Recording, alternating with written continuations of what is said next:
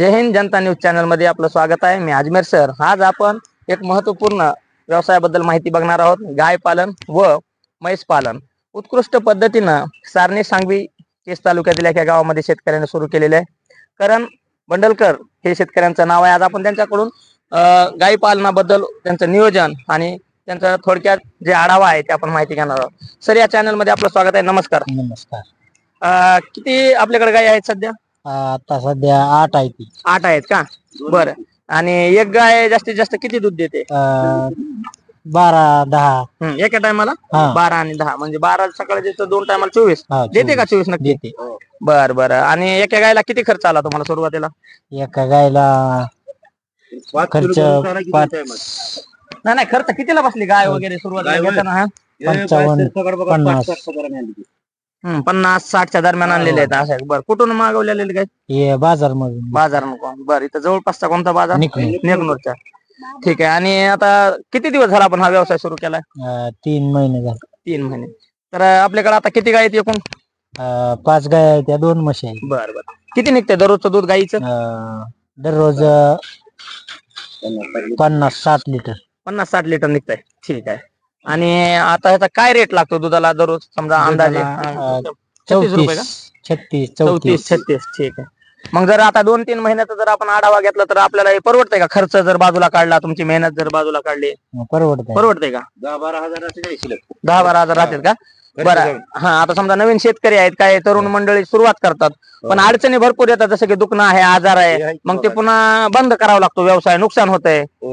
आपण बघू शकतात की वासरांना पाळण्यासाठी त्यांनी एक बॉटलीचा वापर केलेला आहे आणि हे सर्व वासरांना असंच पाहतात का गायला पण सोडतात? गायला नाही सोडत। बरं बरं। ठीक आहे। आता हे किती दिवसाचे आहेत वासर? महिना नाही झाला ह्यांना, महिना झाला। बरं बरं। हे जर्सीच आहेत गाय पूर्ण? बरं बरं। ठीक आहे। आणि याला आता चाऱ्यासाठी आपण काय काय उपयोग करतो? कशा प्रकारे दिला जातो? कोणता कोणता चारा दिला जातो? बार्ली, भुस्सा, गुळी पेन, बरं बरं। 4 पदार्थ। बरं बरं। बार्ली कुठं भेटते आपल्याला? बार्ली दुकानात भेटते। किलोवर असेल ना? कशी असते? पोतं कसं असते पोतं? 1300 रुपये। आणि एका टायमाला समजा एका गायला किती द्यावं लागते अंदाजा? 5-6 किलो। 5-6 किलो एका टायमाला? 5-6 किलो द्यावं लागते। कसं किलो भेटते ती बार्ली? बार्ली 1300 रुपये, 50 किलो। 50 किलोचा आपल्या इकडं आहे ना भेटत बार्ली? बाहेरून येत असेल कुठून तरी? बाहेर। आणि दुसरं काय काय पेंड एक दिली जाते आणखी? गुळी बार्ली। ह्याचं दुसऱ्या त्या सुग्रासचं कितीला बसते पोतं? सुग्रास 2200। पेंडीचं? पिंडीचं 1400। ठीक आहे। आणि इथं आपण बघू शकतात की सरांकडं म्हणजे मामाकडे काय आहे, कुट्टी मशीन सुद्धा आहे। आता हे कशा कशाचा आपण म्हणजे चारा बनवलेला आहे? ऊस आणि गजरा कडबा, तिन्हीचं मिक्स करून टाकलेलं आहे। दिवसातून किती वेळेस टाकावं लागतंय चारा? 3 वेळा। बरं। ठीक आहे मामा, आता दुखण्या जर आलं समजा गायला किंवा आजार झाला तर काय काय काळजी घेतली पाहिजे? काय बघितलं, डॉक्टर बघितलं पाहिजे, ताप येतो का काय बघितलं पाहिजे। बरं बरं। आणि स्वच्छतेसाठी किंवा समजा शेण किंवा पाणी असं ठेवायचं नाही का? नाही गोचिड होते। बरं बरं। असं होतं। आपल्याकडे काय जनावर दुखल्यामुळे एखादं दगावलं किंवा वारलेलं आहे? नाही. कारण का बऱ्याच ठिकाणी असे अनुभव आलेले शेतकऱ्याला, किती जनावर समजा वारलं, मोठं नुकसान होतं। काळजी घेतात। ठीक आहे। आता आपल्याला तुम्ही म्हणलात मग अशी आणखीन गाय संख्या वाढवायची आहे, किती करायची आहे अंदाजा? अजून 10 गाया घ्यायची बघा। 10 गाया? 10 गाय। आणि ह्या गायचं नियोजन करायला किती माणसं बघतात दररोज सकाळपासून? रोज सकाळ मी वेळभर असतो एकटा, सांज सकाळ 2 असते। म्हणजे 3 जण ओव्हरऑल बघतात तुम्ही? आणि तुमचा खर्च काढून महिन्याला तुम्हाला 10-12 हजार। 10-12 हजार 10 दिवसाला? 10 दिवसाला? महिन्याला नाही। आता बरेच आणखीन अशा दुसरी बाजू अशी आहे की काही शेतकऱ्याला परवडत नाही, नुकसान होतंय, मग काय म्हणणं आहे तुमचं? मेहनत घेतल्यावर परवडेल का? हो, परवडतं। या ठिकाणी कडब्याची व्यवस्था केलेली आहे, त्यानंतर या ठिकाणी मध्ये चाऱ्याची व्यवस्था केलेली आहे, आणि 1 2 3 4 जवळपास 4 वासरं आहेत। आता सध्या आहेत का गाभण वगैरे काही?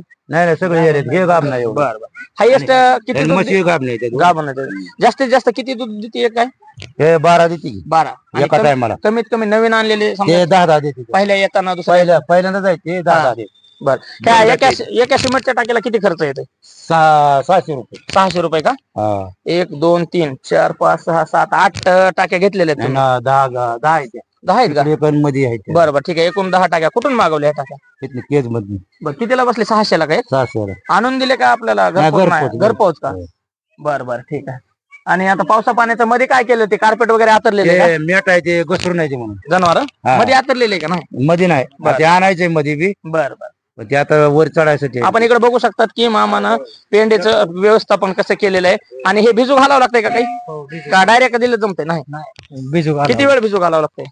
हे लय 10-15 मिनिट. बरोबर. ही काय बारली आहे का? बारली हे सरकी पेंड. आणि ही खपरी हा. हे का आता आपण बघू शकता एका गाईचं हे दूध निघालेलं आहे. किती निघालं असेल जवळपास? हे आता वासराला पाजून बघा 8 लिटर असं. 8 लिटर. ठीक आहे. वासराला 2 लिटर पाजून हे मिक्स आपण केलंय का करावं लागतंय? केलेलं आहे. त्या मासराला तेवढंच असतं. बरं बरं. गायांना जास्त असतं ना. तर एका टायमाला हे एक टोपलं द्यावं लागेल का एका गायला? हा. बरं बरं. सगळं टाकायचं. आता तुमचं आता संध्याकाळी किती निघाली? सगळं मोजून दूध किती निघू शकतंय? आता 35 लिटर 35 लिटर निघतंय. ठीक आहे. महिन्याला पगार होतो का? 10 दिवस 10 दिवसाला.